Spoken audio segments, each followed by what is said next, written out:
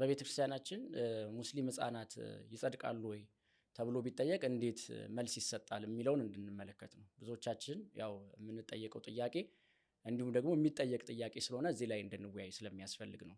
አንድ ሙስሊም የሆነ ህፃን ክርስትና ሳይቀበል ወይም ደግሞ ሳይጠመቅ ቢሞት ይጸድቃሉ የሚለውን እንድንመለከት። እንግዲህ በመጀመሪያ የማጽደቅም የመኮነንም ስልጣን ያለው አምላካችን እግዚአብሔር ነው።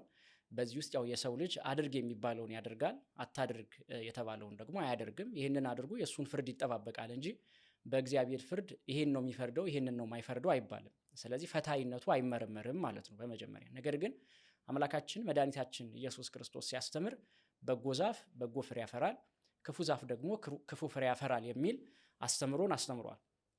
እና ይህ ማለት በእርግጠኝነት አንድ በኦርቶዶክስ ተዋህዶ ወላጆች ያለ ህፃን ቢሞት እሱ በእርግጠኝነት መንግስተ ሰማያት ይገባል ብላ ቅድስት ቤተክርስቲያን ታስተምራለች። ነገር ግን ሙስሊም ህፃን ከሆነሳ ምናልባት በአንድ ዓመቱ ወይም ደግሞ እንደተወለደስ ቢሞት ምንም በደል ኃጢአት አይኖርበትምና ይሄ ሰው ምንድን ነው የሚሆነው? ይሄ ህፃን ምንድን ነው የሚሆነው ተብሎ ይጠየቃል። እንግዲህ ቅድስት ቤተክርስቲያናችን ይህንን ስንመልስ የእግዚአብሔርን ቸርነቱን በማድላት ትመልሳለች። ምክንያቱም ያ ህፃን አድጎ ምን እንደሚሆን እኛ አናውቅም፣ የሚያውቀው እግዚአብሔር ነው።